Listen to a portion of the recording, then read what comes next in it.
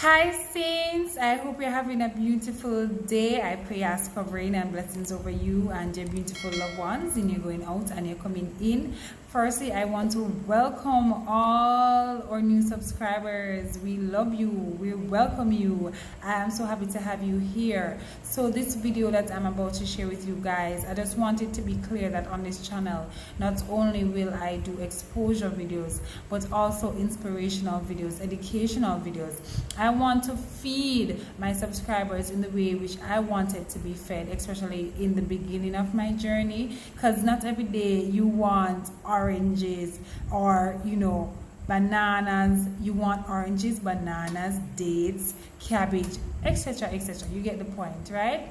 So I want you to watch this video. It's actually very powerful, and a lot of people will be dealt with. If you're honest with yourself, you will look into what this young man is saying and just let it seep into you and clear out some of the things that you really need to clear out of your life so that Yah can go first and foremost. It's very powerful. I'm very super excited about it, and I encourage you to share with anybody that you think would benefit from this video. Alright, I pray that you guys stay safe and know that I love you, the Lord loves you, and I'll see you soon. Bye. I have yet to give a speech or have a meeting where somebody doesn't ask me the millennial question. What's the millennial question? Apparently millennials as a generation, which is a group of people who were born approximately 1984 and after, are tough to manage. And they're accused of being entitled and narcissistic, and self-interested, unfocused, lazy. But entitled is the big one. And because they confound leadership so much, what's happening is leaders are asking the millennials, what do you want? And millennials are saying, we want to work in a place with purpose, love that. We want to make an impact, whatever that means. We want free food and bean bags. And so somebody articulates some sort of purpose, there's lots of free food and there's bean bags, and yet for some reason, they're still not happy. And that's because they're missing, there's a missing piece. What I've learned is that I can break it down into four pieces, right? There are four things, four characteristics. One is parenting, the other one is technology, the third is impatience, and the fourth is environment. The generation that we call the millennials, too many of them grew up subject to, not my words, failed parenting strategies. Where, for example, they were told that they were special all the time. They were told that they could have anything they want in life, just because they want it. Some of them got into honors classes, not because they deserved it, but because their parents complained. And some of them got A's, not because they earned them, but because the teachers didn't want to deal with the parents. Some kids got participation medals. You got a medal for coming in last, right? Which the science we know is pretty clear, which is it devalues the medal and the reward for those who actually work hard. And that actually makes the person who comes in last feel embarrassed because they know they didn't deserve it. So it actually makes them feel worse, right? So you take this group of people and they graduate school and they get a job and they're thrust into the real world, and in an instant they find out they're not special, their moms can't get them a promotion, that you get nothing for coming in last, and by the way, you can't just have it because you want it. And in an instant, their entire self-image is shattered. And so you have an entire generation that's growing up with lower self-esteem than previous generations. The other problem, to compound it, is we're growing up in a Facebook, Instagram world. In other words, we're good at putting filters on things. We're good at showing people that life is amazing even though I'm depressed. And so everybody sounds tough, and everybody sounds like they got it all figured out. And the reality is there's very little toughness, and most people don't have it figured out. And so when the more senior people say, well, what should we do? They sound like, this is what you gotta do. And they have no clue, right? So you have an entire generation growing up with lower self-esteem than previous generations, right? Through no fault of their own, right? They were dealt a bad hand. Now let's add in technology. We know that engagement with social media and our cell phones releases a chemical called dopamine. That's why when you get a text, it feels good, right? So we've all had it where you're feeling a little bit down or feeling a bit lonely, and so you send out 10 texts to 10 friends, hi, hi, hi, hi, hi. Because it feels good when you get a response. It's why we count the likes. It's why we go back 10 times to see if my Instagram is growing slower, did I do something wrong? Do they not like me anymore, right? The trauma for young kids to be unfriended, right? Because we know when you get it, you get a hit of dopamine, which feels good. It's why we like it. It's why we keep going back to it. Dopamine is the exact same chemical that makes us feel good when we smoke, when we drink, and when we gamble. In other words, it's highly, highly addictive, right? We have age restrictions on smoking, gambling, and alcohol, and we have no age restrictions on social media and cell phones, which is the equivalent of opening up the liquor cabinet and saying to our teenagers, hey, by the way, this adolescence thing, if it gets you down. But that's basically what's happening. That's basically what's happening, right? That's basically what happened. You have an entire generation that has access to an addictive, numbing chemical called dopamine through social media and cell phones as they're going through the high stress of adolescence. Why is this important? Almost every alcoholic discovered alcohol when they were teenagers. When we're very, very young, the only approval we need is the approval of our parents. And as we go through adolescence, we make this transition where we now need the approval of our peers. Very frustrating for our parents, very important for us. It allows us to acculturate outside of our immediate families into the broader tribe, right? It's a highly, highly stressful and anxious period of our lives, and we're supposed to learn to rely on our friends. Some people, quite by accident, discover alcohol and numbing effects of dopamine to help them cope with the stresses and anxieties of adolescence. Unfortunately, that becomes hardwired in their brains, and for the rest of their lives, when they suffer significant stress, they will not turn to a person, they will turn to the bottle. Social stress, financial stress, career stress, that's pretty much the primary reasons why an alcoholic drinks, right? What's happening is because we're allowing unfettered access to these dopamine-producing devices and media, basically it's becoming hardwired, and what we're seeing is as they grow older, too many kids don't know how to form deep, meaningful relationships. Their words, not mine. They will admit that many of their friendships are superficial. They will admit that their friends, that they don't count on their friends, they don't rely on their friends, they have fun with their friends, but they also know that their friends will cancel on them if something better comes along. Deep, meaningful relationships are not there because they never practice the skill set, and worse, they don't have the coping mechanisms to deal with stress. So when significant stress starts to show up in their lives, they're not turning to a person, they're turning to a device, they're turning to social media, they're turning to these things which offer temporary relief. We know, the science is clear, we know that people who spend more time on Facebook suffer higher rates of depression than people who spend less time on Facebook. These things balanced. Alcohol is not bad, too much alcohol is bad. Gambling is fun, too much gambling is dangerous. There's nothing wrong with social media and cell phones. It's the imbalance. If you're sitting at dinner with your friends and you're texting somebody who's not there, that's a problem. That's an addiction. If you're sitting in a meeting with people you're supposed to be listening to and speaking, and you put your phone on the table, face up or face down, I don't care, that sends a subconscious message to the room that you're just not that important to me right now, right?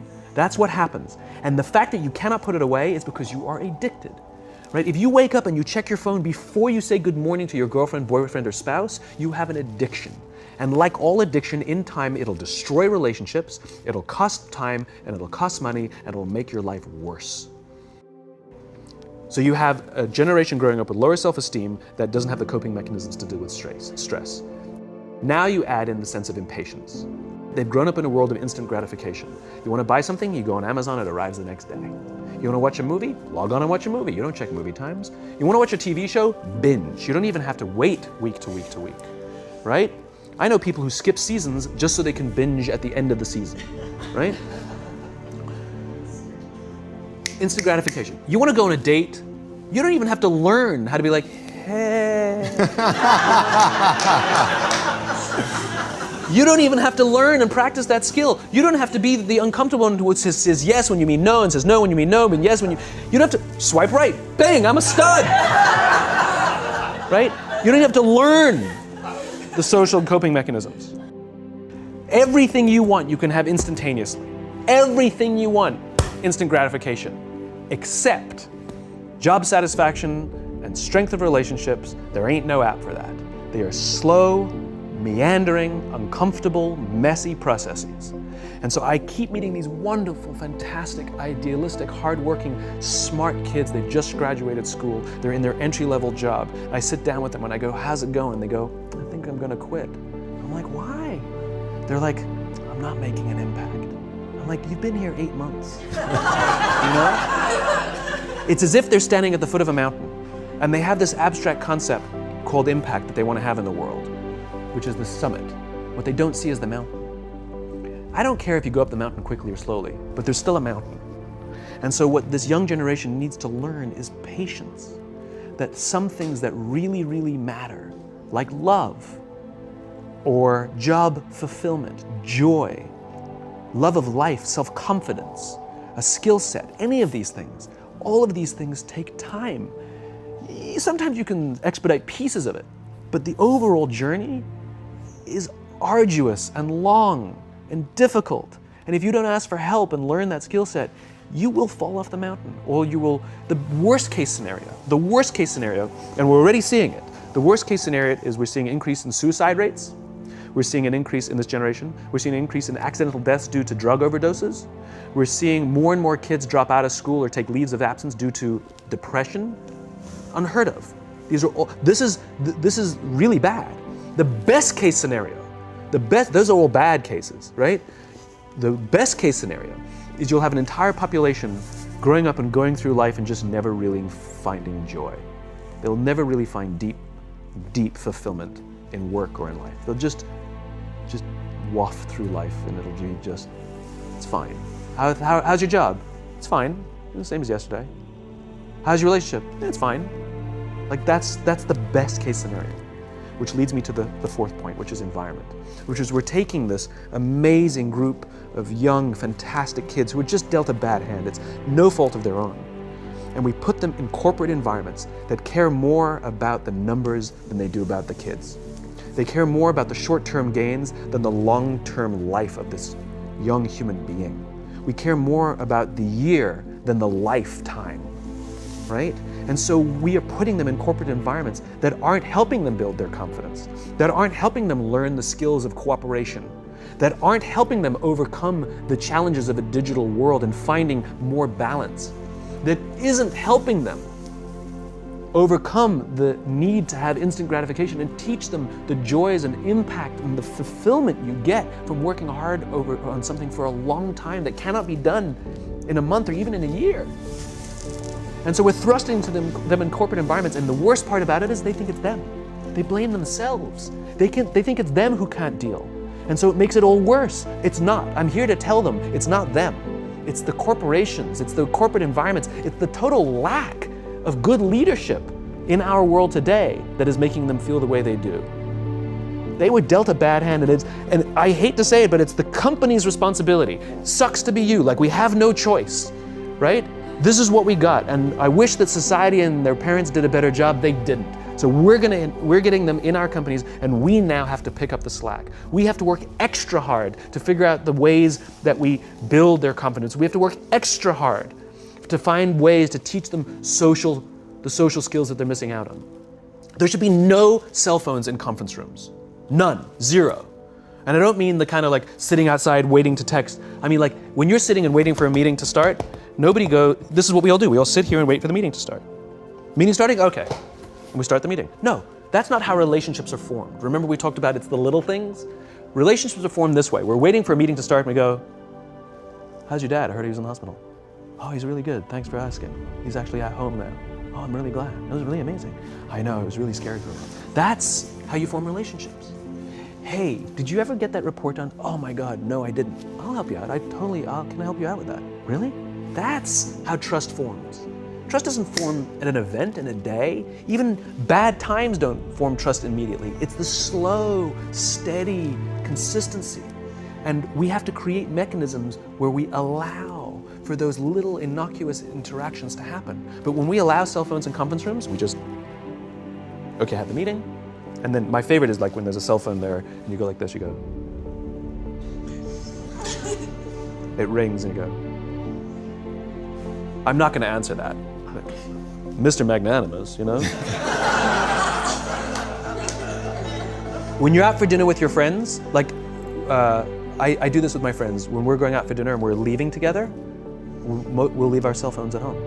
Who are we calling? Maybe one of us will bring a phone in case we need to call an Uber or take a picture of our meal. Goes without saying, come on.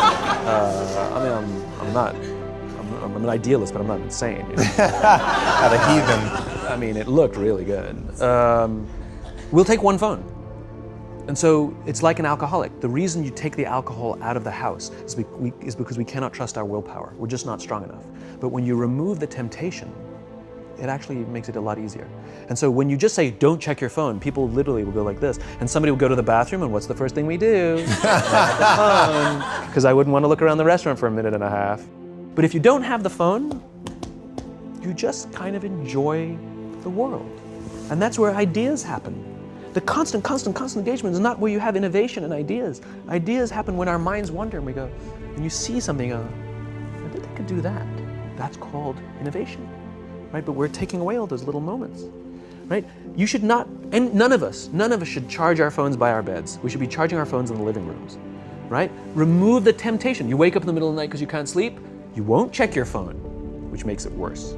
But if it's in the living room, it's relaxed, it's fine. But it's my alarm clock. Buy an alarm clock. They cost $8, right? I'll buy you an alarm clock. But the point is we now, in industry, whether we like it or not, we don't get a choice.